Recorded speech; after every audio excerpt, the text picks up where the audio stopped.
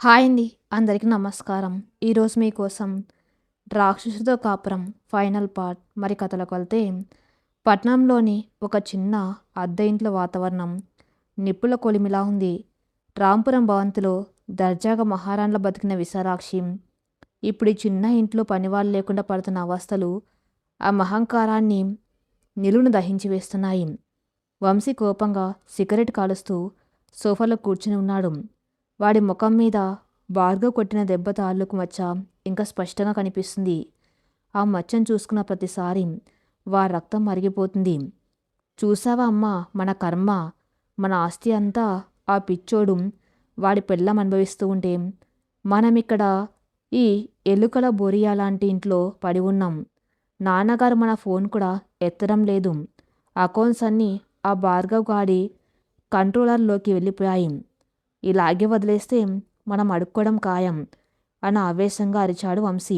విశాలాక్షి కళ్ళు కసితో ఎర్రబడ్డాయి. వదిలేయటం ఏంట్రా, వాళ్ళని బతకనిస్తే కదా. ఇన్నాళ్ళు మనం భార్గవ్ని మానసికంగా దెబ్బతీయాలని చూసాం. వాడి పిచ్చోడైతే ఆస్తులు మన చేతుల్లోకి వస్తాయని ప్లాన్ చేశాం. కానీ ఆ ఆనంది వాడికి ఒక కవచంలో అడ్డుపడుతుంది. ఆ పిల్ల బతుకున్నంతకాలం భార్గవ్ను మనం వెంట్రుకు కూడా పీకలేము. సమస్య మూలాల్నే నరికేయాలి వంశీ అని అత్యంత క్రూరంగా మాట్లాడింది. వంశీ సిగరెట్ కింద పడేసి నలిపాడు. అంటే అంటే ఆ ఆనంది ప్రాణాలు గాల్లో కలవాలి. ఆ పిల్ల చనిపోతే భార్గవ్ గాడికి ఆటోమేటిక్గా పిచ్చెక్కుతుంది. వాడి ప్రాణం దాని మీదే ఉంటుంది కదా. ఆ పిల్ల పోతే వాడు బతకడు. బతికిన ఉన్మాదిలా మారిపోయి పిచ్చి ఆసుపత్రికి వెళ్తాడు. అప్పుడు నాన్నగారిని ఎమోషనల్గా దెబ్బతీసి మళ్ళీ ఆ ఇంటికి మనం వెళ్ళిపోవచ్చు. ఆనంది చావు ఒక ప్రమాదంలో జరగాలి. ఎవరికి మన మీద అనుమానం రాకూడదు.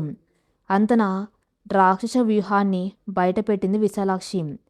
వంశీ ముఖంలో పైశాచికమైన నవ్వు వికసించింది. అద్భుతం అమ్మా, వాళ్ళిద్దరు ఇవాళ సాయంత్రం పక్క ఊర్లో జరిగే రైతు సందర్శకు వెళ్తున్నారని మన పాత మేనేజర్ ద్వారా తెలిసింది. అక్కడ వందల మంది జనం ఉంటారు. ఆ రద్దీలో ఏమైనా జరగవచ్చు. నేను స్వయంగా అక్కడికి వెళ్తాను. దాన్ని అంతం చేయడానికి నేనే స్కెచ్ వేస్తాను. ఇవాల్టితో ఆ మౌన రాగానికి శాశ్వతంగా ముగింపు పలుకుతాను అని శపథం చేశాడు వంశీ. రాంపురం భవంతిలో వెళ్లి విరుస్తున్న వసంతాన్ని నాశనం చేయడానికి ఓ కిరాతనమైన తుఫాను పట్నం నుంచి బయలుదేరింది. సాయంత్రం 5 గంటల సమయం. పక్క ఊర్లో ఉన్న ఒక పెద్ద మైదానంలో రైతు సందస్సు ఎంతో ఘనంగా జరుగుతుంది. చుట్టుపక్కల ఊళ్ళ నుంచి వేలాది మంది రైతులు వచ్చారు. మైదానం అంతా విద్యుత్ దీపాలతో, పూల తోరణాలతో అలంకరించారు. వేదిక మీద వ్యవసాయ శాఖ అధికారులు, స్థానిక పెద్దలు కూర్చుని ఉన్నారు. భార్గవ్ ఆనంది కారులో అక్కడికి చేరుకున్నారు. భార్గవ్ తెల్లటి కద్దరి చొక్కా పంచ కట్టుకుని ఎంతో హుందాగా ఉన్నాడు. ఆనంది ఉదయం అతడిచ్చిన ముదు నీలం రంగు కంచిపట్టు చీర కట్టుకొని ఒక మహాలక్ష్మిలా అతడి వెన్నంటి నడుస్తుంది.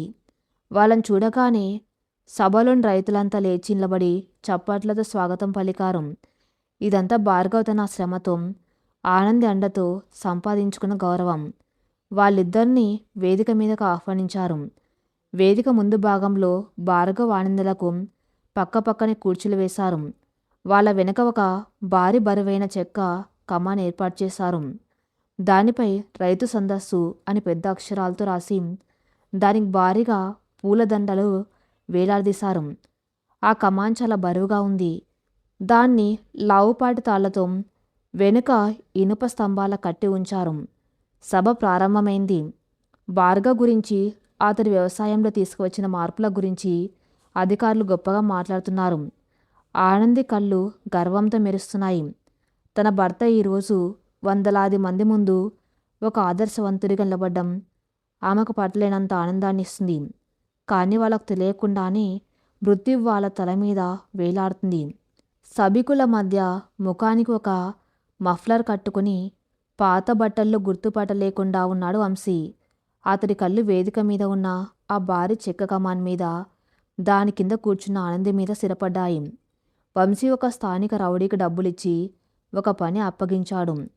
ఆ రౌడీ చాకచక్యంగా వేదిక వెనక భాగానికి చేరుకున్నాడు.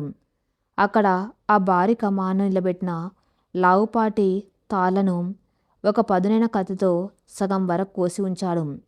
వంశీ ప్లాన్ ప్రకారం ఆ తాళ్ళు నెమ్మదిగా తెగిపోయి 100 కిలోల బరువున్న ఆ భారీ చెక్క కమాన్ సరిగ్గా దాని కింద కూర్చున్న ఆనంది తల మీద పడాలి. అది ఒక ప్రమాదంలా కనిపించాలి. వేదిక మీద ఒక అధికారి మాట్లాడుతూ, ఇప్పుడు మన రాంపురం ముద్దుబిడ్డ ఆదర్శ రైతు శ్రీ భార్గవ్ గారిని 2 మాటలు మాట్లాడవలసిందిగా కోరుతున్నాను అని ఆహ్వానించాడు.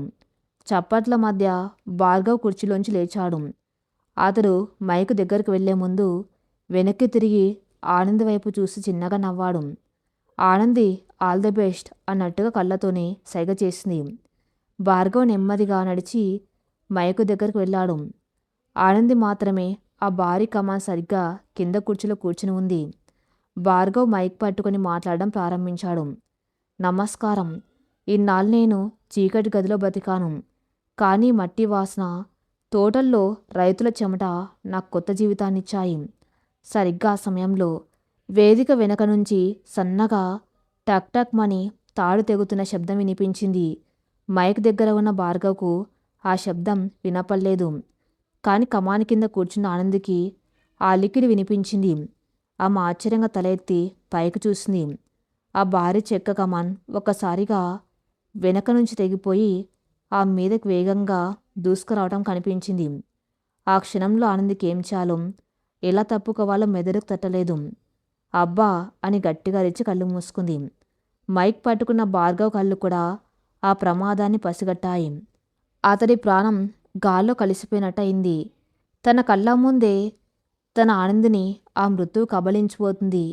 ఆనంది అని భయంకరంగా అరుస్తూ భార్గవ్ తన ప్రాణాలను సైతం లెక్క చేయకుండా మైక్ విసిరేసి ఒక చిరుతపుల్లా గాల్లోకి దూకాడు. ఆనంది మీదకి ఆ భారీ కమాన్ పడే క్షణంలోనే భార్గవ్ ఆమెను 2 చేతులతో గట్టిగా పట్టుకుని పక్కకు విసిరేశాడు. అదే సమయంలో ఆ 100 కిలోల బరువున్న చెక్క కమాన్ డమాలని భయంకరమైన శబ్దంతో కింద పడింది. ఆనంది వేదిక మీద ఒక పక్కకు దొర్లకుంటూ వెళ్ళిపడింది. కాని భార్గవ్ పూర్తిగా పక్కకు తప్పుకోలేకపోయాడు. ఆ కమాన్ అంచు బలంగా భార్గవ్ కుడి భుజం తల మీద కొట్టడంతో అతడు కుప్పగులిపాడు. మైదానంలో ఒకసారిగా హాహాకారాలు చెలరేగాయి. జనం భయంతో పరుగులు తీశారు. అధికారులంతా వేదిక మీదకు పరుగున వచ్చారు. ఆనందికి చిన్న చిన్న గీతలు పడ్డాయి కానీ పెద్ద గాయాలు కాలేదు. కానీ ఆమె కళ్ళు తెరిచి చూసేసరికి నెత్తుటి మడుగులో ఆ కూలిన కమాన్ పక్కన అపస్మారక స్థితిలో పడి ఉన్న భార్గవ్ కనిపించాడు. ఏమండి అంటూ గుండెలు వీసేలా అరుస్తూ ఆనంది అతడి దగ్గరకు పరుగులు తీసింది. భార్గవ్ తలను తన ఒళ్ళోకి తీసుకుంది.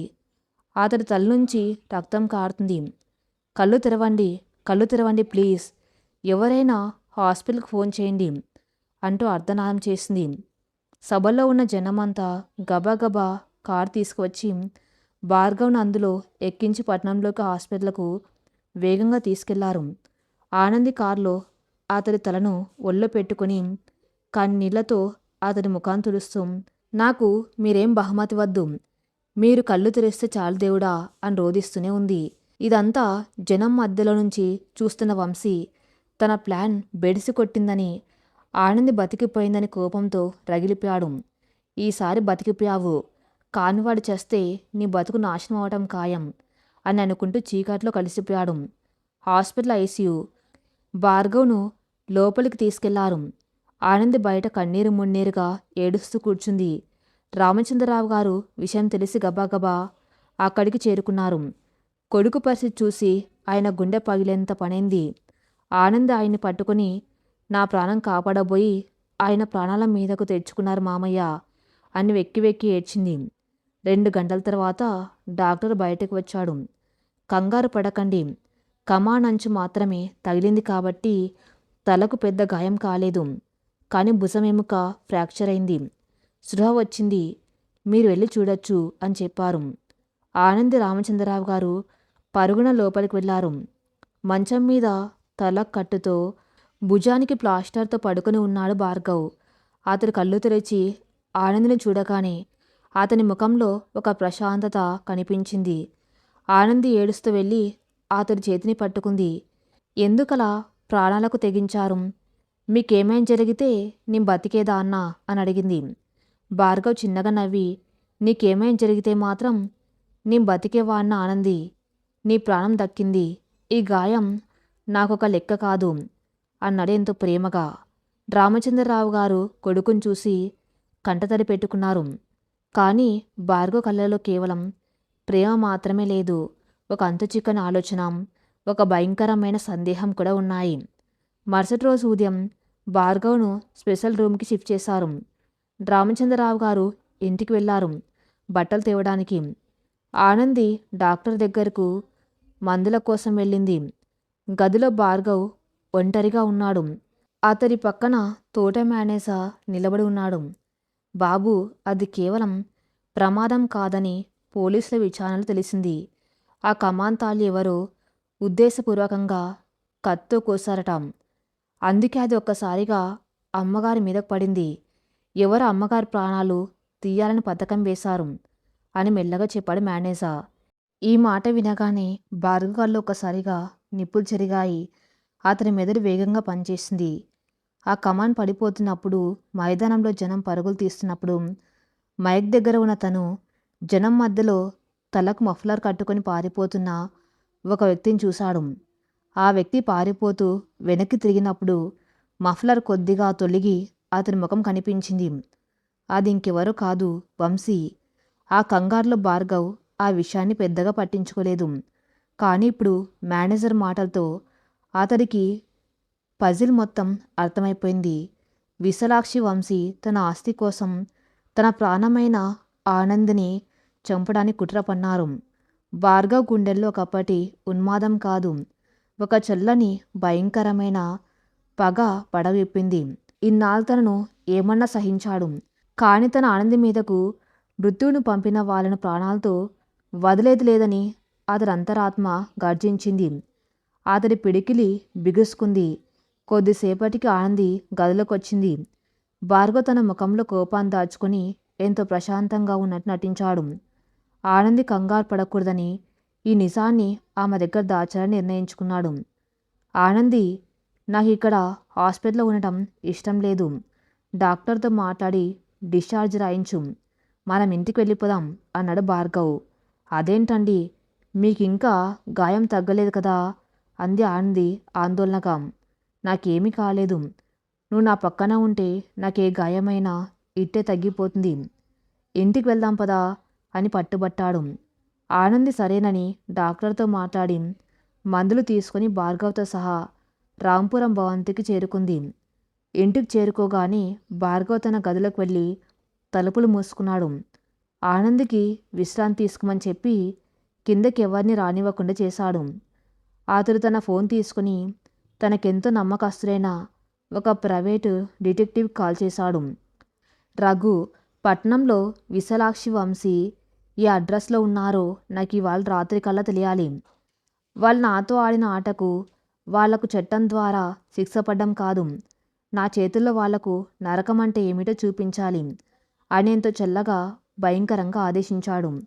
భార్గవ్ అరుపులతో వస్తువులు పగలగొట్టే పిచ్చోడు ఎప్పుడో చచ్చిపోయాడు. ఇప్పుడు అతడు సైలెంట్గా శత్రువును వేటాడే ఓ కిల్లర్గా మారిపోయాడు. తన భార్యను కాపాడుకోవడానికి అతడు ఏ స్థాయికైనా వెళ్ళడానికి సిద్ధపడ్డాడు. తన ఆనంది మౌనరాగం పాడుతూ ఉంటే ఆ రాగాన్ని చెడగొట్టాలని చూసిన అలికిన్ని శాశ్వతంగా గొంతు నిలమాలని భార్గవ్ నిర్ణయించుకున్నాడు. రాంపురం భవంతిలోని ఆ విశాలమైన గదిలో నిశ్శబ్దం ఆవరించి ఉంది. బయట తోటలో పక్షుల కిలకిల రాగాలు వినిపిస్తున్నా గదిలో మాత్రం ఒక రకమైన గంభీరత నెలకొంది. భార్గవ్ కుడి భుజానికి కట్టుతో మంచం మీద ఆనుకొని కూర్చున్నాడు. తలకున్న చిన్న బ్యాండేజ్ అతడి ముఖంలోని గాంభీర్యాన్ని మరింత పెంచుతుంది. అతడి కళ్ళు మాత్రం గదిలోకి వస్తున్న ఆనంది మీద స్థిరపడ్డాయి. ఆనంది చేతిలో వేడి వేడి సూప్ బౌల్తో లోపలికొచ్చింది. ఆ ముఖంలో భార్గవ్ పట్ల ఉన్న ఆందోళన, ప్రేమ స్పష్టంగా కనిపిస్తున్నాయి. అక్షరాల మృత్యువు అంచుల దాకా వెళ్ళి తన ప్రాణాలను పణంగా పెట్టి తను కాపాడిన ఈ మనిషి పట్ల ఆమె గుండెల్లో ఉన్న ఆరాధన మాటల్లో చెప్పలేంది. ఇదిగోండి సూప్ తాగండి, డాక్టర్ గారు మందులు వేసుకునే సమయమైంది అని ఎంతో ఆప్యాయంగా సూప్ బౌలు అతని ముందు ఉంచింది. భార్గవ్ ఆమె చేతిని సున్నితంగా పట్టుకున్నాడు. నాకు ఈ మందులు సూప్లో అవసరం లేదు ఆనంది. నువ్వు నా కళ్ళ ముందు ప్రశాంతంగా సురక్షితంగా ఉంటే చాలు. నా ప్రాణానికి అదే అసలైన మందు అన్నాడు ఆమె కళ్ళల్లోకి లోతుగా చూస్తూ. ఆనంది చిన్నగా నవ్వి, మీరు మరీ మొండి వాళ్ళు అయిపోతున్నారు. నా ప్రాణం కాపాడారు సరే, కానీ మీ ప్రాణాల మీదకు తెచ్చుకుంటే నేనేమైపోవాలి? ఆ రోజు ఆ కమాన్ కింద మీరు పడిపోయినప్పుడు నా ప్రాణం గాల్లో కలిసిపోయినట్లయింది. దయచేసి ఇంకెప్పుడు నా కోసం మిమ్మల్ని మీరు ప్రమాదంలో నెట్టుకోకండి అని కళ్ళెంబడి నీళ్లు తిరుగుతుండగా చెప్పింది. భార్గవ్ తన ఎడమ చేత్తో ఆమె కన్నీళ్లను తుడిచాడు. నా ప్రాణం నీలో ఉన్నప్పుడు నిన్ను కాపాడుకోవడం అంటే నన్నేను కాపాడుకోవడమే కదా పిచ్చిదానా. సర్లే, నువ్వు చెప్పినట్టే వింటాను. ఈ సూప్ ఇవ్వు అని ఆమె చేతిలోంచి సూప్ బౌల్ తీసుకున్నాడు. ఆనంది మురిపంగా అతడి వైపు చూస్తూ మందులు సిద్ధం చేయడానికి కిందకి వెళ్ళింది. ఆమె గదిలోంచి బయటకు వెళ్ళగానే భార్గవ్ ముఖంలో చిరునవ్వు మాయమైంది. ఆ స్థానంలో ఒక భయంకరమైన పగ, తీక్షణత పడగ విప్పాయి. తన ప్రాణమైన ఆనంది కళ్ళల్లో కన్నీళ్లు తెప్పించిన వాళ్ళను బతకనివ్వకూడదన్న కసి అతడి నరనరాల్లో ఉరకలు వేస్తుంది. సరిగ్గా అప్పుడే అతడి ఫోన్ మోగింది. ప్రైవేట్ డిటెక్టివ్ రఘు నుంచి కాల్.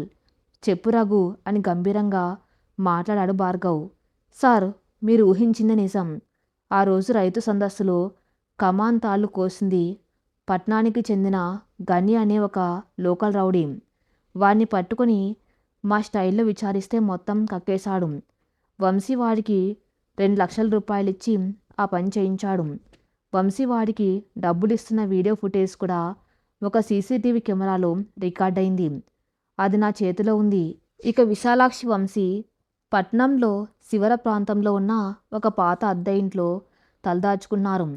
అడ్రస్ మీకు మెసేజ్ చేశాను. మీరు చెబితే ఈ ఆధారాలతో ఇప్పుడే పోలీసులకు ఫిర్యాదు చేసి వాళ్ళని లోపల వేయిస్తాను సార్ అని చెప్పారు రఘు. భార్గవ్ పెదవుల మీద ఒక క్రూరమైన నవ్వు వికసించింది. వద్దు రఘు, పోలీసులకు ఇస్తే వాళ్ళు జైలుకి వెళ్తారు, బెయిల్ మీద బయటకు వస్తారు. ఆ తర్వాత మళ్ళీ ఏదో కుట్ర చేస్తూనే ఉంటారు. వాళ్ళకి జైలు శిక్ష సరిపోదు. వాళ్ళ అహంకారాన్ని, వాళ్ళ ఆశలు శాశ్వతంగా సమాధి చేయాలి.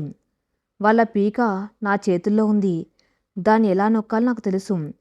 నువ్వు ఆధారాలు తీసుకుని నేను చెప్పిన చోటికి రా అని ఫోన్ పెట్టేశాడు. భార్గవ్ నిర్ణయం తీసుకున్నాడు.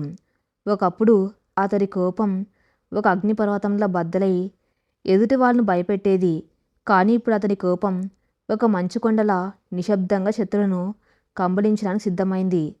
ఆనందికి ఈ విషయం తెలిస్తే తను కంగారు పడుతుందని, చట్టపరంగా వెళ్దామని అడ్డుకుంటుందని అతడికి తెలుసు. అందుకే ఈ యుద్ధాన్ని తన భార్యకు తెలియకుండానే ముగించాలని నిశ్చయించుకున్నాడు. మరుసటి రోజు ఉదయం భార్గవ్ తయారై కిందకు వచ్చాడు. భుజానికి వేసిన కట్టు అలాగే ఉంది, కానీ అతని నడకలో ఎలాంటి నీరసం లేదు. రామచంద్రరావు గారు దినపత్రిక చదువుతున్నారు. ఆనంది పూజ ముగించుకొని హాల్లోకి వచ్చింది. నాన్న, నాకు పట్నంలో డాక్టర్తో అపాయింట్మెంట్ ఉంది. భుజం ఫ్రాక్చర్ గురించి ఒకసారి ఎక్స్రే తీసి చూడాలట. నేను వెళ్ళి వస్తాను అని ఇంత మామూలుగా అబద్ధం చెప్పాడు భార్గవ్. ఆనంది కంగారుగా, నేను కూడా వస్తానండి. మీరు ఒంటరిగా డ్రైవ్ చేయలేరు కదా, పైగా ఆసుపత్రిలో తోడు ఉండాలి కదా అని అంది. భార్గవ్ ఆమె దగ్గరికి వెళ్ళి ఎంతో ఆప్యాయంగా చూస్తూ, పర్వాలేదు ఆనంది, డ్రైవర్ను తీసుకువెళ్తున్నాను కదా, నువ్వు ఇక్కడే ఉండి నాన్నగారి బాగోగులు చూసుకో. నేను సాయంత్రానికల్లా వచ్చేస్తాను అని ఆమెను ఒప్పించాడు. రామచంద్రరావు గారు కూడా భార్గవ్ చెప్పిందే వినమని ఆనందికి చెప్పారు. ఆనందికి మనసు ఒప్పకపోయినా అతడి మాట కాదనలేక సరేనంది. భార్గవ్ కారులో పట్నం బయలుదేరాడు. కార్ రాంపురం పొలిమేరలు దాటగానే భార్గవ్ ముఖం కఠినంగా మారింది. పట్నం శివర్లలోని ఒక పాత ఇల్లు. విశాలాక్షి, వంశీ ఆ ఇంట్లో బిక్కుబిక్కుమంటూ కాలం గడుపుతున్నారు. వాళ్ళ దగ్గర ఉన్న డబ్బులు నెమ్మదిగా కరిగిపోతున్నాయి. వంశీ వేసిన ప్లాన్ దారుణంగా బెడిసి కొట్టడమే కాకుండా ఇప్పుడు వాళ్ళ బతుకు దినదిన గండంగా మారింది. ఏ క్షణంలో పోలీసులొచ్చి పట్టుకుంటారన్న భయంతో వంశీ కంటి మీద కునుకు లేకుండా బతుకుతున్నాడు. అమ్మా, ఆ భార్గవ్ గాడికి అసలు విషయం తెలిసిపోయి ఉంటుందంటావా? వాడేమైనా పోలీసులకు చెప్పాడా? 3 రోజులైనా వాడి దగ్గర నుంచి ఎలాంటి రియాక్షన్ లేదు. నాకు భయంగా ఉంది అన్నాడు వంశీ గోళ్ళు కొరుక్కుంటూ. విశాలాక్షి ముఖంలో కూడా భయం ఉన్నా పైకి గంభీరంగా నటిస్తూ, వాడికి తెలిసే అవకాశం లేదురా. మనం ఆ రౌడీగాడికి డబ్బులిచ్చి పంపించాం కదా. ఒకవేళ వాడికి తెలిస్తే ఈ పాటికి వాడు పోలీస్ జీప్ వేసుకుని వచ్చి మన మీద విరుచుకుపడేవాడు. వాడు సైలెంట్గా ఉన్నాడంటే వాడికి ఏమీ తెలియనట్లే. నువ్వు అనవసరంగా కంగారు పడకు అని అంది. సరిగ్గా ఆమె మాటలు పూర్తి కాకముందే ఇంటి తలుపులు భయంకరమైన శబ్దంతో డమాల్మని తెరుచుకున్నాయి. విశాలాక్షి వంశీ ఉలిక్కిపడి లేచి నిలబడ్డారు. తలుపు గుమ్మం దగ్గర ఒక మృత్యుదేవతలా నిలబడి ఉన్నారు భార్గవ్. అతని వెనక రఘు, అతడితో పాటు 2 దృఢమైన వ్యక్తులు ఉన్నారు. భార్గవ్ కళ్ళల్లోని తీక్షణత చూసి వంశీకి ప్రాణాలు గాల్లో కలిసిపోయినట్టయింది. కాళ్ళు వణుకుతున్నాయి. భార్గవ్ నెమ్మదిగా ఎంతో గంభీరంగా అడుగులు వేస్తూ లోపలికి వచ్చాడు. ఆ పాత గదిలో అతడి అడుగుల చప్పుడు ఒక మరణ శాసనంలా వినిపిస్తుంది. ఏంటి వంశీ, నేను రానని అనుకున్నావా? నా భార్య మీద మృత్యువును పంపి మీరిక్కడ ప్రశాంతంగా బతికేయచ్చు అనుకున్నారా? భార్గవ్ గొంతు ఎంతో చల్లగా నిశ్శబ్దంగా ఉంది, కానీ అందులోని తీవ్రత వాళ్ళ వెన్నులో వణుకు పుట్టిస్తుంది. విశాలాక్షి భయాన్ని కప్పుచ్చుకుంటూ, ఏంటి భార్గవిది? మమ్మల్ని ఇంట్లోంచి గెంటేసిన చాలక ఇక్కడికొచ్చి బెదిరిస్తున్నావా? మాకేం సంబంధం రామ్ నీ వ్యవహారాలతో అని బుకాయించడానికి ప్రయత్నించింది. భార్గవ్ చిన్నగా క్రూరంగా నవ్వాడు. తన ఎడమ చేతితో జోబులోంచి ఒక పెన్ డ్రైవ్, కొన్ని ఫోటోలు తీసి వాళ్ళ ముఖం మీద విసిరికొట్టాడు. ఇదిగో నీ ముద్దుల కొడుకు ఆ రౌడీగాడికి 2 లక్షలు ఇస్తున్న ఫోటోలు, వీడియో కాల్ రికార్డింగ్స్, ఆ గన్నిగాడు పోలీసుల ముందు ఇచ్చిన స్టేట్మెంట్ కాపీ అన్నీ ఇందులో ఉన్నాయి. ఇవి చాలు వీడి కుట్రల్లో సాయం చేసిన నిన్ను జీవితాంతం ఊచలు లెక్క పెట్టించడానికి అని సింహంలా గర్జించాడు. ఆ ఫోటోలు చూడగానే వంశీ కుప్పగొలిపాడు. వాడి నోట మాట రాలేదు. విశాలాక్షికి నోరెండిపోయింది. తమ ఆట పూర్తిగా ముగిసిపోయిందని భార్గవ్ ఒక అజేయమైన శక్తిగా మారిపోయి వాళ్ళ ముందు నిలబడ్డాడని ఆమెకు అర్థమైంది. భార్గవ్ బాబు, వాడు తెలియక చేశారా. వాడిని క్షమించు. మేమెప్పుడు నీ జోలికి, నీ ఇంటి ఛాయలకు రాము. పోలీసులకు చెప్పకు అంటే ఏడుస్తూ భార్గవ్ కాళ్ళ మీద పడ్డానికి ప్రయత్నించింది విశాలాక్షి. భార్గవ్ ఒక అడుగు వెనక్కి వేసి ఎంతో అసహ్యంగా ఆమె వైపు చూశాడు. మీరు అడగవలసింది నన్ను కాదు. క్షమాపణ అడగటానికి కూడా మీకు అర్హత లేదు. నా తండ్రిని చంపాలనుకున్నారు, ఆయన క్షమించాడు. నా ఆస్తి లాక్కోవాలనుకున్నారు, నేను వదిలేశాను. కానీ మీరు నా ప్రాణమైన నా భార్య మీద చేయి వేశారు. ఆనంది కంటి వెంట ఒక్క చుక్క కన్నీరు వచ్చినా నేను ఈ ప్రపంచాన్ని తగలబెడతానని మీకు ఆ రోజే చెప్పాను. అయినా మీరు బుద్ధి తెచ్చుకోలేదు అంటూ పళ్ళు కొరికాడు. వంశీ ఏడుస్తూ, నన్ను వదిలేరా భార్గవ్, నేను ఈ దేశం వదిలి వెళ్ళిపోతాను, నీకు దండం పెడతాను అని బతిమాలాడు. భార్గవ్ వాడి దగ్గరికి వెళ్ళి తన ఎడమ చేత్తో వాడి కాళ్ళను పట్టుకొని గాల్లోకి పైకి లేపాడు.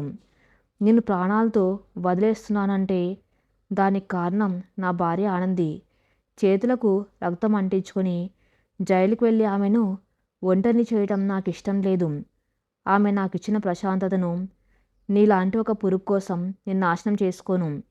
కానీ మీకు చావు కంటే భయంకరమైన శిక్ష నేను వేస్తాను. భార్గవ్ వంశీని కింద పడేసి రఘు వైపు చూసి సైగ చేశాడు. రఘు ఒక ఫైల్ తీసుకుని టేబుల్ మీద పెట్టాడు. ఇదిగో ఇవి అగ్రిమెంట్ పేపర్స్. రామచంద్రరావు గారి ఆస్తులో మీకు ఎలాంటి హక్కు లేదని, భవిష్యత్తులో ఈ ఆస్తుల మీద ఎలాంటి క్లెయిమ్ చేయబోమని రాసి ఉన్న పేపర్లు. దీని మీద మీరిద్దరు సంతకం చేయాలి. ఇది మొదటి షరతు అన్నాడు భార్గవ్. విశాలాక్షి వంశీలకు ఆస్తుల మీద ఉన్న ఆఖరి ఆశ కూడా గల్లంతైంది. వాళ్ళు ఏడుస్తూనే ఆ పేపర్ల మీద సంతకాలు చేశారు. ఇక రెండో షరతు. భార్గవ్ గొంతు మరింత కఠినంగా మారింది. మీరు ఉన్నట్టు ఈ అద్దె ఇల్లు, దీని ఓనర్ ఎవరనుకున్నారు? నిన్న రాత్రే ఆ ఓనర్కు రెట్టింపు డబ్బు ఇచ్చి ఈ ఇంటిని నేను కొనేశాను. ఇప్పుడు ఈ క్షణం నుంచి ఈ ఇంటికి యజమాని నేను. మీరు కట్టుబట్టలతో చేతులు చిల్లిగవ్వ లేకుండా ఇప్పుడే ఈ ఇంటి నుంచి బయటకు వెళ్ళిపోవాలి. పట్నంలో మీకు ఏ పని దొరకకుండా, మీకెవరు ఆశ్రయం ఇవ్వకుండా నేను అన్నీ బ్లాక్ చేశాను. మీ రోడ్ల మీద అడుక్కోవాలి. ప్రతి పూట ముద్ద కోసం నా ఆనందపడ్డ నరకాన్ని మీరు గుర్తు చేసుకోవాలి. మీ అహంకారం బజార్లో అడుక్కునే స్థాయికి పడిపోవాలి. ఇదే నా శిక్ష అని ఒక కఠినాత్ముడైన న్యాయమూర్తుల తీర్పునిచ్చాడు. ఈ మాటలు వినగానే విశాలాక్షి గుండె ఆగినంత పనైంది. తనలాంటి రాజమాత వీధిన పడి అడుక్కోవడమా? ఇంతకంటే ఘోరమైన నరకం మరొకటి ఉండదు. వద్దు భార్గవ్, అలా చేయకు. కనీసం బతకడానికి ఏదైనా చిన్న ఆధారం ఇవ్వు అని కాళ్ళు పట్టుకొని బతిమలాడింది. కానీ భార్గవ్లో ఎలాంటి జాలి లేదు. మీరు నా భార్యను చంపాలనుకున్నప్పుడు మీకు జాలి రాలేదు. ఇప్పుడు నాకు జాలి రాదు. రఘు, వీళ్ళని మెడపట్టి బయట గెంటేయ్ అని ఆదేశించి వెనక్కి తిరిగి చూడకుండా గంభీరంగా ఆ ఇంటి నుంచి బయటకు వచ్చేశాడు భార్గవ్. రఘు మరియు అతని మనసులు విశాలాక్షి వంశీలను కట్టుబట్టలతో బయట గెంటేసి ఇంటికి తాళం వేశారు. ఒకప్పుడు రాంపురం భవంతిని శాసించిన ఆ ఇద్దరు రాక్షసులు ఇప్పుడు దిక్కులేని అనాథల్లా నడి రోడ్డు మీద నిలబడిపోయారు. వాళ్ళ పాపాలకు వాళ్ళు అనుభవించవలసిన నరకం మొదలైంది. భార్గవ్ వేసిన ఈ నిశ్శబ్ద ప్రతీకారం వాళ్ళ అస్తిత్వాన్ని తుడిచిపెట్టేసింది. సాయంత్రం 5 గంటలు. రాంపురం భవంతిలో ఆనంది కంగారుగా ఎదురుచూస్తుంది. భార్గవ్ ఉదయం వెళ్ళాడు, ఇంకా రాలేదు. అతని భుజం నొప్పి ఎలా ఉందో, ఆసుపత్రిలో ఏమన్నారు అని ఆ మనసు తల్లడిల్లిపోతుంది. పదే పదే గడప దగ్గరకు వచ్చి చూస్తుంది. కార్ హారన్ శబ్దం వినపడగానే ఆమె పరుగున బయటకు వెళ్ళింది. భార్గవ్ కారు దిగి చిరునవ్వుతో లోపలికి వస్తున్నాడు. అతని ముఖంలో ఎలాంటి అలసట లేదు. ఒక గొప్ప విజయం సాధించిన తృప్తి, అంతులేని ప్రశాంత కనిపిస్తున్నాయి. ఆనంది పరుగున వెళ్ళి అతని ముందు నిలబడింది. ఏమండి, ఎంతసేపు? డాక్టర్ ఏమన్నారు? నొప్పిగా ఉందా అంటూ ప్రశ్నల వర్షం కురిపించింది. భార్గవ్ ఆమె కంగారు చూసి చిన్నగా నవ్వి తన ఎడమ చేత్తో ఆమెను దగ్గరకు తీసుకున్నాడు. నాకేమీ కాలేదు ఆనంది. డాక్టర్ అంతా బాగుందన్నారు. ఈ కట్టు కూడా రేపు ఇప్పేయచ్చు. ఇక మన జీవితంలో ఎలాంటి నొప్పులు, బాధలు, చీకట్లు ఉండవు. అన్నీ శాశ్వతంగా తొలగిపోయాయి అన్నాడు ఎంతో అర్థవంతంగా. ఆనందికి అతడి మాటల వెనక ఉన్న లోతైన అర్థం తెలియదు. కానీ అతడి కళ్ళల్లోని ఆ ప్రశాంతత ఆమె కొండంత ధైర్యాన్నిచ్చింది. మీరు ప్రశాంతంగా ఉంటే ఈ రాంపురం భవంతికి అదే పెద్ద పండగ. రండి, లోపలికి వెళ్ళి విశ్రాంతి తీసుకోండి అని ఆమె అతన్ని లోపలికి తీసుకెళ్ళింది. రామచంద్రరావు గారు కూడా కొడుకుని చూసి సంతోషించారు. కుటుంబం మొత్తం డైనింగ్ టేబుల్ దగ్గర కూర్చొని ఎంతో ఆనందంగా భోజనం చేశారు. ఆ భవంతిలో ఇన్నాళ్ళు రాజ్యమేలిన కుట్రలు, భయాలు అన్నీ ఇప్పుడు గాలికి కొట్టుకుపోయాయి. భార్గవ్ సాధించిన ఈ నిశ్శబ్ద విజయం వాళ్ళ జీవితాల్లో ఒక అభేద్యమైన కోటను నిర్మించింది. రాత్రి గదిలో వెన్నెల కిటికీలోంచి లోపలికి వస్తుంది. భార్గవ్ మంచం మీద కూర్చుని ఉన్నాడు. ఆనంది అతడి భుజానికి ఆయింట్మెంట్ రాస్తుంది. ఆమె చేతి స్పర్శ భార్గవ్కు ఎంతో హాయినిచ్చింది. ఆనంది అని నెమ్మదిగా పిలిచాడు. చెప్పండి. 12 ఏళ్ల వయసులో ఈ గదిలోకి వచ్చినప్పుడు నువ్వెంత ఏడ్చావో నాకు ఇంకా గుర్తుంది. ఆనాడు నేను నీకు ఇచ్చిన కన్నీళ్లకు, నరకానికి బహుశా ఈ జన్మలో నేను ప్రాయశ్చిత్తం చేసుకోలేను. కానీ వాళ్ళు నేను ఒక మాట ఇస్తున్నాను. ఈ గదిలో ఇక నీ కంటి నుంచి కన్నీరు రాదు. నీ పెదవుల మీద చిరునవ్వు ఎప్పటికీ చెరగనివ్వను అని ఆమె కళ్ళల్లోకి చూస్తూ ఎంతో ఆర్తిగా చెప్పాడు. ఆనంది అతడి కళ్ళల్లోని నిజాయితీని చూసి మురిసిపోయింది. గతాన్ని మర్చిపోండి. చీకటి ఎంత గాఢంగా ఉంటే వెలుతురు అంత అందంగా కనిపిస్తుందంటారు. నా జీవితంలో ఆ వెలుతురు మీరే. నా మౌనాన్ని అర్థం చేసుకొని నా ప్రేమకు ప్రాణం పోసిన మీరు నా దేవుడు. ఈ ప్రయాణం ఇలాగే అలికిడి లేకుండా ప్రశాంతంగా సాగిపోవాలని కోరుకుంటున్నాను అని చెప్పి అతని రొమ్మిపై తలవాల్చింది. భార్గవ్ ఆమెను తన ఎడమ చేత్తో గట్టిగా హత్తుకున్నాడు. ఆ కౌగిల్లో ఒకప్పటి క్రూరత్వం లేదు. తన భార్యను సర్వస్వంగా భావించే ఒక మగవాడి స్వచ్ఛమైన ప్రేమ ఉంది. కాలచక్రం తన గమనాన్ని ఎంతో అందంగా, ఆహ్లాదంగా మార్చుకుంది. గోదావరి నది పరవళ్ళు తొక్కుతూ ప్రవహించటం ఎంత సహజమో రామపురం రామచంద్రరావు గారి భవంతిలో ఇప్పుడు ఆనందం కూడా అంతే సహజంగా మారిపోయింది. గడిచిన 6 నెలల కాలంలో ఆ ఇంటి రూపురేఖలే కాదు, ఇక్కడ మనుషుల తలరాతలు కూడా పూర్తిగా మారిపోయాయి. విశాలాక్షి వంశీల చీకటి కుట్రలు శాశ్వతంగా ఆ ఇంటి గడప దాటి వెళ్ళిపోయిన తర్వాత ఆ భవంతి ఒక పవిత్రమైన దేవాలయంలా ప్రశాంతంగా వెలుగొందుతుంది. ఉదయం పూట ఆనంది పూజ మందిరం నుంచి వినిపించే సుప్రభాతం, సాయంత్రం తోటల నుంచి భార్గవ్ తిరిగి రాగానే వినిపించే అతడి ఉత్సాహభరితమైన గొంతు, ఇవి ఆ ఇంటికి కొత్త ప్రాణాన్ని పోసాయి. భార్గవ్ భుజానికైన గాయం పూర్తిగా నయమైంది. కానీ ఆ గాయం అతడికి ఒక పెద్ద జీవిత పాఠాన్ని నేర్పింది. తన్ను అపార్థం చేసుకుని ప్రాణాలకు తెగించి కాపాడిన ఆనంది పట్ల అతడి గుండెల్లో ఉన్న ప్రేమ ఇప్పుడు ఒక మహావృక్షంలో ఎదిగింది. సీతానగరం తోటలు, పట్నంలోని ఫ్యాక్టరీలు అన్నీ ఇప్పుడు భార్గవ్ కనుసన్నల్లోనే నడుస్తున్నాయి. ఒకప్పుడు అతన్ని చూసి భయపడిన పనివాళ్ళు, రైతులు ఇప్పుడు అతడి కోసం ప్రాణాలు ఇవ్వడానికైనా సిద్ధంగా ఉన్నారు. ఉదయం 9 గంటల సమయం. పట్నంలోని ఫ్యాక్టరీలో భార్గవ్ తన క్యాబిన్లో కూర్చొని ఫైల్స్ చూసుకుంటూ ఉన్నాడు. ముదురు నీలం రంగు షర్టు, ఫార్మల్ ప్యాంట్లో అతడు ఎంతో హుందాగా ఒక పర్ఫెక్ట్ బిజినెస్ మ్యాన్లా కనిపిస్తున్నాడు. అప్పుడే క్యాబిన్ తలుపు తీసుకుని మాధవ్ లోపలికి వచ్చింది. మాధవ్ ఇప్పుడు ఒకప్పట్ల భయంతో వణికిపోయే అమ్మాయి కాదు. లేతరంగు కాటన్ చీర, చేతికి వాచ్, కళ్ళద్దాలతో ఒక బాధయుతమైన అకౌంటెంట్గా ఆమె రూపురేఖలు పూర్తిగా మారిపోయాయి. ఆనంది ఇచ్చిన ధైర్యం, భార్గవ్ ఇచ్చిన అండ ఆమెలో కొత్త ఆత్మవిశ్వాసాన్ని నింపాయి. బావగారు, ఈ నెల సేల్స్ రిపోర్ట్ సిద్ధం చేశాను. ఒకసారి మీరు సంతకం చేస్తే ఫైల్ చేస్తాను అని ఫైల్ను భార్గవ్ ముందు పెట్టింది మాధవి. భార్గవ్ ఆ ఫైల్ చూసి సంతకం చేస్తూ, మాధవి, నీ పనితీరు చాలా బాగుంది. ఫ్యాక్టరీలో లెక్కలు ఇప్పుడు పక్కాగా ఉంటున్నాయి. నాన్నగారు కూడా నిన్ననే నీ గురించి మెచ్చుకున్నారు. ఇంట్లో ఆనందికి ఎలా కుడిభూసంగా ఉంటున్నావో ఇక్కడ నాకు అలాగే మారావు అన్నాడు చిరునవ్వుతో. మాధవి కళ్ళు కృతజ్ఞతతో చెమర్చాయి. మీరు ఆనంది అక్క లేకపోతే నా బతుకు ఏమైపోయేదో బావగారు. నా సొంత తండ్రి నన్ను వదిలించుకోవాలని చూస్తే మీరు నాకు ఈ గౌరవప్రదమైన జీవితాన్నిచ్చారు. ఈ రుణం నేను తీర్చుకోలేను అని అంది.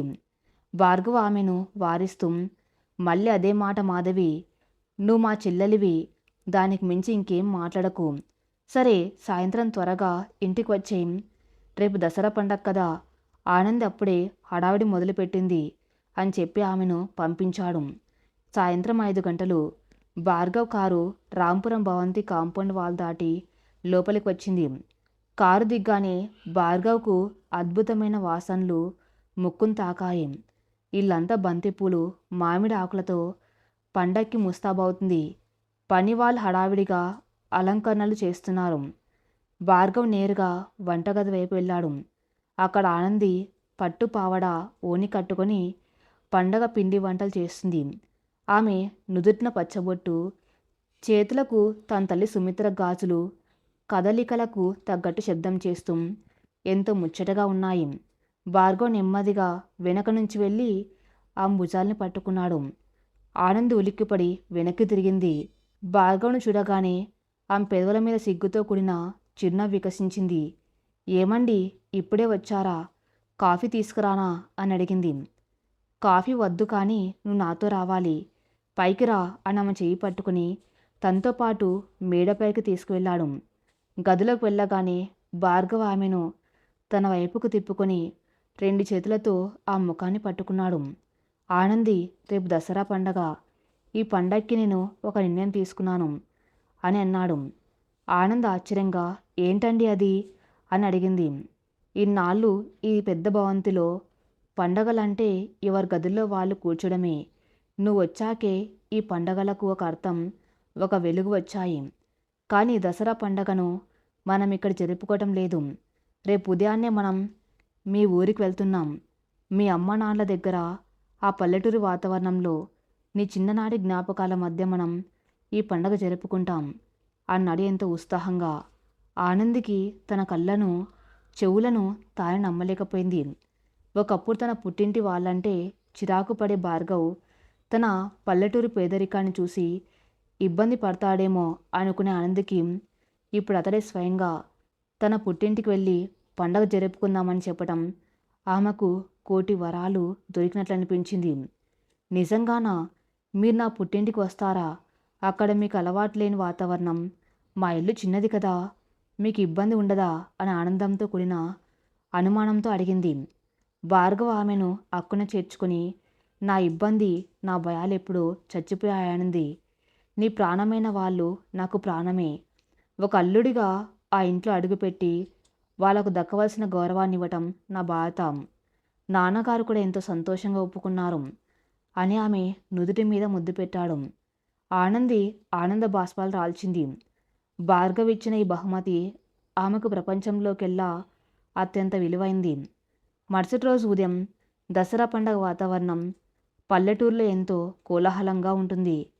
ఆనంది పుట్టిన ఊరు కూడా అందుకు మినహాయింపు కాదు. కృష్ణమూర్తి పార్వతుల చిన్న పెంకుటిల్లు ముందు రంగురంగుల ముగ్గులు వేసి ఉన్నాయి. ఒక పెద్ద ఖరీదైన కారు ఆ ఇంటి ముందు ఆగింది. ఊరి జనం అంతా ఆశ్చర్యంగా చూస్తున్నారు. కార్ డోర్ తీసుకుని భార్గవ్ దర్జాగా కిందకు దిగాడు. తెల్లటి పట్టు పంచె, సిల్క్ షర్ట్లో అచ్చం ఒక జమీందార్లా ఉన్నాడు. అతడి వెనకే ఆనంది ముదురు ఆకుపచ్చ రంగు పట్టుచీరలో నిండు సుమంగళ్ళ దిగింది.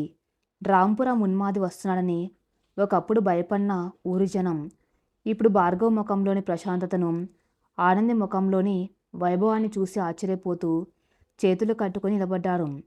కృష్ణమూర్తి పార్వతి పరుగున బయటకు వచ్చారు. తమ ఇంటికి ఏకంగా అల్లుడు గారు, అది పండగ రోజు రావటం వాళ్లకు కల్లో కూడా ఊహించని విషయం. పార్వతి కన్నీళ్లతో ఎదురు వెళ్ళి ఆనందికి భార్గవ్కు హారతి ఇచ్చింది.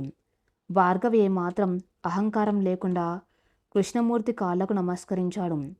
కృష్ణమూర్తి కంగారు పడి, అయ్యో బాబుగారు, ఇవేం పనులు, మీరు మా కాళ్ళకు మొక్కడమేంటి అంటూ భార్గవ్ను పైకి లేపాడు. మీరు నా భార్యను కన్నా దేవుళ్ళు మామయ్య గారు. దేవుడికి మొక్కడానికి అహంకారం అడ్డు రాకూడదు. ఈ దసరా పండక్కి మీ అల్లుడిగా కాకుండా మీ కొడుగ్గా మీ ఆశీర్వాదం తీసుకోవాలని వచ్చాను అన్నాడు భార్గవ్ ఎంత వినయంగా. ఆ మాటలకు పార్వతి కృష్ణమూర్తి గుండెలు ఆనందంతో ఉప్పొంగాయి. ఊరి జనం కూడా భార్గవ్ మంచితనాన్ని చూసి మురిసిపోయారు. ఒకప్పుడు తండ్రిని మోసం చేసిన వడ్డీ వ్యాపారిని భార్గవ్ రోడ్డు మీద తన్నిన సంఘటన వాళ్ళకి ఇంకా గుర్తుంది. అప్పటినుంచి భార్గవ్ అంటే ఆ ఊళ్ళో అందరికీ గౌరవమే. ఇంట్లోకి వెళ్ళగానే భార్గవ్ ఆ చిన్న పెంకుటింట్లో కూడా ఎలాంటి ఇబ్బంది పడకుండా ఎంతో సహజంగా కలిసిపోయాడు. చాప మీద కూర్చుని ఆనంద్ తల్లి చేసిన పులిహోర, పాయసం, గారెలు ఇష్టంగా తిన్నాడు. ఆనందికి తండ్రి లేని లోటు లేకుండా తనకి ఒక కొడుకు దొరికాడని పార్వతి మురిసిపోయింది. మధ్యాహ్నం భోజనాలు ముగిశాయి. ఆనంది తన చిన్ననాటి స్నేహితురాలతో ఆరుబయట ముచ్చట్లు చెబుతుంది. భార్గవ్ అరుగు మీద కూర్చుని కృష్ణమూర్తితో వ్యవసాయ వ్యవహారాలు మాట్లాడుతున్నాడు. సాయంత్రం గుడికి వెళ్ళడానికి ఊరంతా సిద్ధమవుతుంది. సరిగ్గా అప్పుడే ఆనంది ముఖంలో హఠాత్తుగా కంగారు కనిపించింది. ఏదో మాట్లాడుతూ ఉండగానే ఆమెకు కళ్ళు తిరిగినట్లయింది. తల పట్టుకుని అబ్బా అంటూ పక్కనే ఉన్న ఒక స్తంభాన్ని పట్టుకోబోయి స్పృహ తప్పి కింద పడిపోయింది. దాన్ని చూసిన స్నేహితురాలు ఆనంది ఆనంది అంటూ గట్టిగా అరిచారు. ఆ అరుపులు విన్న భార్గవ్ గుండె ఆగినంత పడింది. అరుగు మీద నుంచి గబాగబా కిందకు దూకి ఆనంద్ దగ్గరకు పరుగులు తీశాడు. పార్వతి కృష్ణమూర్తి కూడా కంగారుగా పరిగెత్తుకు వచ్చారు.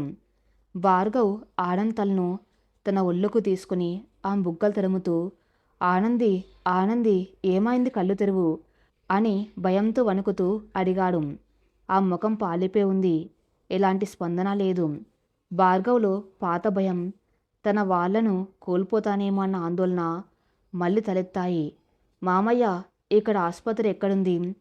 డాక్టర్ని పిలవండి త్వరగా అని అరిచాడు. కృష్ణమూర్తి వెంటనే ఊరు నాటు వైద్యురాలైన ఒక వృద్ధురాల్ని పిలుచుకొని వచ్చాడు. దయమ్మ వచ్చి ఆనంది నాడి పట్టుకొని చూసింది. ఆమె కళ్ళు పరీక్షించి ఆనంది ముఖాన్ని గమనించింది. పార్వతి కన్నీళ్లతో కూతుర్ని చూస్తుంది. భార్గవ్ ఊపిరి బిగపట్టి డాక్టర్ ఏం చెబుతుందా అని ఎదురు చూస్తున్నాడు. కొద్ది క్షణాల తర్వాత దయమ్మ ముఖంలో ఒక అందమైన చిన్నం వికసించింది. ఆమె నెమ్మదిగా ఆనంది చేతిని కింద పెట్టి భార్గవ్ వైపు చూసింది. కంగారు పడకండి బాబుగారు, అమ్మాయికి ఏమీ కాలేదు. నీరసం వల్ల కళ్ళు తిరిగి పడింది అంతే. మీరు కంగారు పడే వార్త కాదు ఇది, సంతోషపడే వార్త. మీ ఇంటి మహాలక్ష్మి అడుగు పెట్టబోతుంది. అమ్మాయి నెల తప్పింది. మీరు తండ్రి కాబోతున్నారు నాయనా అని ఆనందంగా ప్రకటించింది. ఆ మాట వినగానే ఆ ఇంట్లో ఆ వాతావరణంలో ఒక్కసారిగా ప్రశాంతత, సంతోషం ఉప్పొంగాయి. పార్వ సంతోషంతో బోరున ఏడుస్తూ భార్గవ్కు దండం పెట్టింది. కృష్ణమూర్తి ఆనందంతో చేతులు జోడించాడు. కానీ భార్గవ్ స్థితి వర్ణాతీతం. అతడి కళ్ళు కన్నీటితో నిండిపోయాయి. చేతులు వణుకుతున్నాయి. తండ్రి కాబోతున్నాడా? పుట్టుకతోనే కన్నతల్లిని కోల్పోయి తండ్రి ప్రేమకు నోచుకోక విశాలాక్షి కుట్రల మధ్య ఒక అనాథల ఉన్మాదిలా పెరిగిన తాను ఇప్పుడు ఒక బిడ్డకు తండ్రి కాబోతున్నాడు. తనకంటూ ఒక సొంత రక్తం, తనను నాన్న అని పిలిచే ఒక ప్రాణం రాబోతుంది. ఇదంతా ఆనంది వల్లే. ఆనంది తన చీకటి జీవితాన్ని మార్చేయడమే కాకుండా ఇప్పుడు ఒక కొత్త ప్రాణాన్ని తన చేతుల్లో పెట్టబోతుంది. భార్గవ్ కన్నీళ్లను ఆపుకోలేకపోయాడు. ఆనంది నుదుటి మీద ఎంతో ఆప్యాయంగా ముద్దు పెట్టాడు. కొద్దిసేపటికి ఆనంది నెమ్మదిగా కళ్ళు తెరిచింది. తన చుట్టూ అందరూ సంతోషంగా ఏడుస్తూ ఉండటం, భార్గవ్ తన్ను అక్కున చేర్చుకుని ఉండటం చూసి ఆమెకేమీ అర్థం కాలేదు. ఏమైందండి? నేనెందుకు కింద పడ్డాను అని నెమ్మదిగా అడిగింది. భార్గవ్ ఆమె కళ్ళల్లోకి చూస్తూ ఆనంద బాష్పాలతో, నువ్వు కింద పడలేదు ఆనంది. నన్ను ఆకాశమంత ఎత్తుకు తీసుకెళ్లావు. నువ్వు నాకు ప్రాణం పోయడమే కాదు, ఇంకో కొత్త ప్రాణాన్ని మన జీవితంలోకి తీసుకురాబోతున్నావు. నేను తండ్రిని కాబోతున్నాను ఆనంది. మన అమ్మ నాన్నలం కాబోతున్నాం అని గద్గద స్వరంతో చెప్పాడు. ఆనందికి ఆ క్షణం తాను వింటున్నది నిజమో కాదో అర్థం కాలేదు. ఆమె కళ్ళు ఆనందంతో విప్పార్చాయి. ఆమె తన చేతులను పొట్ట మీద పెట్టుకుని భార్గవ్ వైపు చూస్తూ కన్నీరు మున్నీరుగా ఏడ్చేసింది. ఇన్నాళ్ళు పడ్డ కష్టాలన్నీ ఆ ఒక్క క్షణంలో మాయమైపోయాయి. ఆ గదిలో దసరా పండగ కంటే ఎన్నో రెట్లు పెద్ద పండగ వాతావరణం నెలకొంది. ఆ సాయంత్రం రాంపురం భవంతిలో ఈ వార్త తెలియగానే రామచంద్రరావు గారి సంతోషానికి అవధుల్లేవు. ఆయన వెంటనే గుడికి వెళ్ళి దేవుడికి ప్రత్యేక పూజలు చేయించారు. మాధవి కూడా అక్కకు ఫోన్ చేసి ఆనందంతో ఏడ్చేసింది.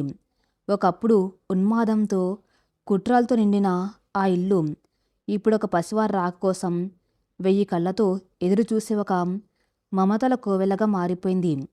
రాత్రిపూట ఆనంది ఊర్లో వెన్నెల ఎంతో ప్రశాంతంగా కాస్తుంది. భార్గవ్, ఆనంది ఆ చిన్న పెంకుటింటి ఆరుబయట మంచం మీద కూర్చుని ఉన్నారు. చల్లని గాలి వాళ్లను తాకుతుంది. భార్గవ్ ఆనంద్ చేయి పట్టుకొని, నీకు తెలుసా ఆనంది, నేను చిన్నప్పటి నుంచి అమ్మ ప్రేమ కోసం ఎంతగానో ఆరాటపడ్డాను.